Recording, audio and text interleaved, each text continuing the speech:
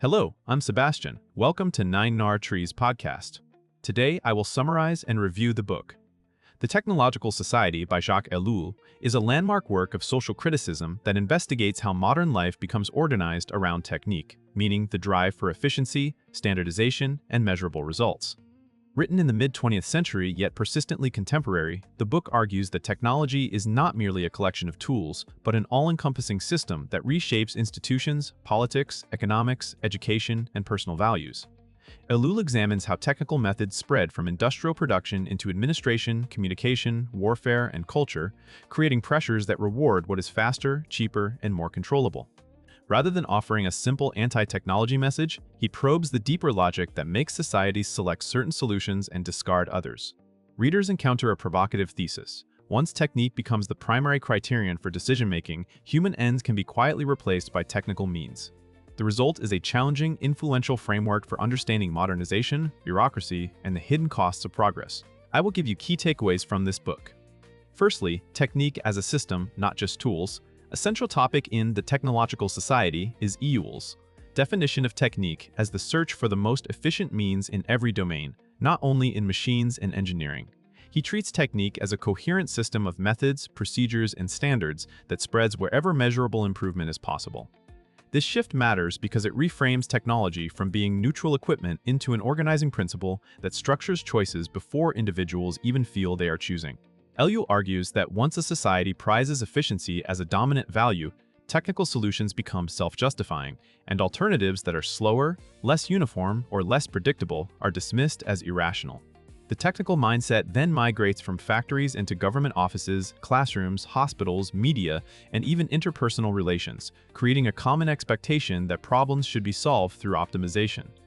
Ellul also highlights how techniques interlock. Improvements in transportation enable new forms of commerce, which demand new administrative techniques, which in turn rely on data processing and communication systems. The system grows by feedback and mutual reinforcement. This systemic view helps explain why technical change often feels unstoppable. It is not one invention pushing forward, but a network of methods that rewards compatibility, scalability, and control, shaping society into the image of its preferred processes. Secondly, autonomy and self-acceleration of technological change. Ellul develops the idea that technological development tends to become autonomous, meaning it advances according to its own internal logic more than through deliberate democratic choice. In his account, technical progress creates new possibilities that rapidly turn into necessities. Once a method is proven effective, institutions feel compelled to adopt it to remain competitive, secure, or simply functional within the broader system. This produces a self-accelerating dynamic. Each innovation opens pathways for further innovations, and the pace of change increases as techniques build on one another. Ellul emphasizes that this autonomy is social as much as mechanical. Organizations reorganize themselves around what technology makes possible, and then they depend on those technologies to operate, making reversal costly and politically difficult. He also suggests that debates about whether a specific technology is good or bad can miss the deeper issue, because the system favors adoption regardless of moral hesitation. Even when leaders intend to control technology, they often end up managing its consequences rather than steering its direction. The concept helps readers interpret why societies normalize surveillance tools, automated decision systems, and high-speed communication even when they generate dissatisfaction. Ellul is not claiming that human agency disappears, but that agency is constrained by institutional incentives and by the interconnectedness of techniques that make opting out feel impractical. Thirdly, politics, administration, and the technical state. Another major topic is the transformation of politics under the dominance of technique. Ellul argues that modern governance increasingly relies on technical administration, expertise, and bureaucratic procedures, which can weaken meaningful political deliberation. When problems are framed as technical matters, the range of acceptable solutions narrows to what is operationally feasible and quantifiable, and value disputes are treated as obstacles rather than essential democratic work.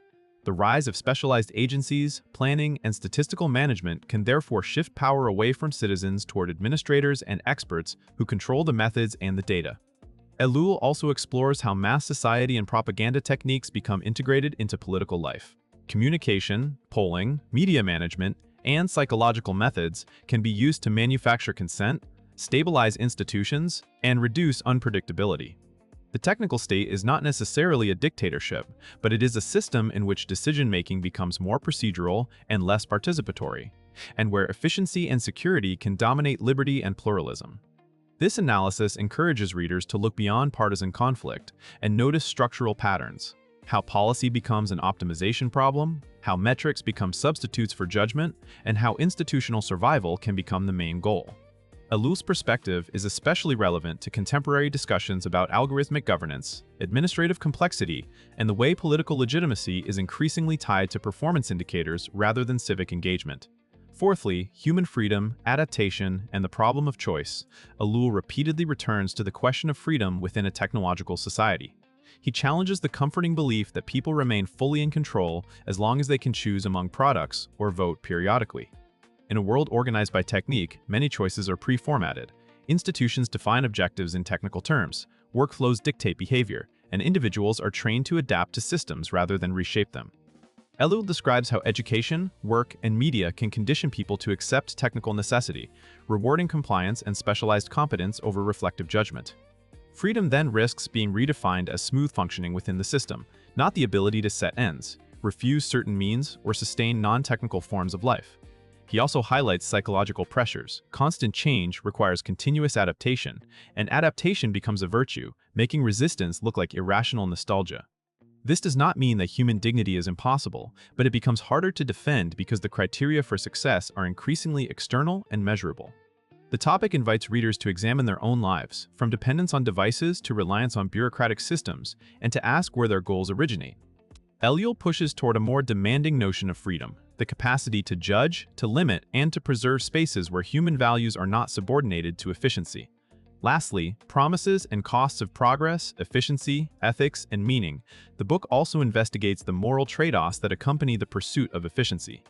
Ellul does not deny that technical advances bring real benefits such as productivity, comfort, medical improvements, and expanded capabilities. His concern is that the criterion of efficiency can override ethical reflection and cultural meaning. When success is measured by output, speed, or control, societies may accept harmful side effects as unavoidable or may fail to notice losses that are difficult to quantify, such as community, craftsmanship, privacy, and spiritual or aesthetic depth. Ellul suggests that technical solutions often generate new problems that require further technical fixes, creating a cycle in which complexity and dependency increase. He also questions the idea that technology is neutral, arguing that techniques embed particular values by shaping what counts as rational action. For example, standardization can improve coordination, but can also reduce diversity and local autonomy. Mechanization can relieve labor, but can also de-skill workers and fragment experience. This topic encourages readers to evaluate progress with a wider lens than consumer convenience. Ellul's approach is valuable precisely because it forces a conversation about ends, not only means. Instead of asking what can be done, he pushes readers to ask what should be done, what kind of human life is being promoted, and what is being silently exchanged for efficiency. In conclusion, this book is best suited for readers who want a rigorous framework for thinking about technology beyond headlines and gadget culture. Students and professionals in sociology, political science, media studies, ethics, computer science, and public policy will find Ellul's concepts useful for analyzing institutions, incentives, and the hidden assumptions behind modern systems. It also rewards general readers who sense that constant optimization and connectivity come with costs, but want language to clarify what is changing and why. The main benefit is perspective. Ellul helps readers notice how technical thinking shapes goals, work routines, education, politics, and even personal identity. That awareness can improve life by supporting more intentional decisions about convenience, privacy, consumption, career paths, and civic participation. Rather than treating technology as either salvation or villain, the book encourages a mature stance that asks about limits, trade-offs, and the human ends that should guide adoption. Compared with many similar books, The Technological Society is worth buying because it does not depend on a single contemporary controversy. Its analysis is structural and durable, offering concepts that apply across eras and devices. That depth makes it a foundational text for anyone trying to understand why technological change feels inevitable and how societies might recover room for genuine choice. If you would like to support Jacques Ellul, you can buy the book through the Amazon link I've provided in the podcast description. After reading the book, please let me know what you think and share your thoughts. See you around.